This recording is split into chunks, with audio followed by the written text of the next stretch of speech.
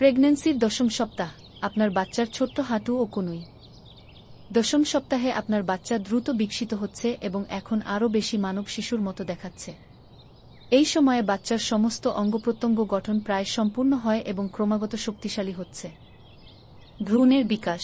ভ্রূণ এখন প্রায় ৩-৪ সেন্টিমিটার লম্বা এবং একটি ছোট্ট আঙুরের মতো দেখাতে পারে। মাথা এখনও শরীরের তুলনায় বড়, তবে শরীর দ্রুত বৃদ্ধি পাচ্ছে। হাত এবং পাগুলি আরও বেশি বিকশিত হচ্ছে এবং আঙ্গুলগুলি পৃথক হয়ে আসছে। হৃদস্পন্দন। হৃদয় স্বাভাবিকভাবে স্পন্দন করছে। অঙ্গ বিকাশ। মস্তিষ্ক, মেরুদণ্ড, হৃদয়, যকৃত, কিডনি এবং অন্যান্য অঙ্গগুলির বিকাশ অব্যাহত রয়েছে।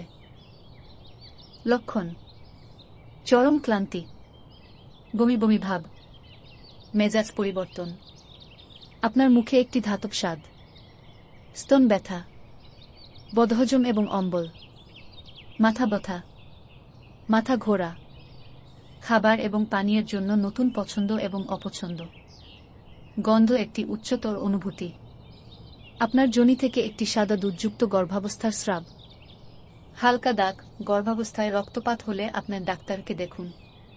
ক্র্যাম্পিং, কিছুটা পিরিয়ডের ব্যথার মতো, আপনার মুখের কালো ত্বক বা বাদামি ছোপ, এটি ক্লোসমা বা গর্ভাবস্থার মাস্ক নামে পরিচিত।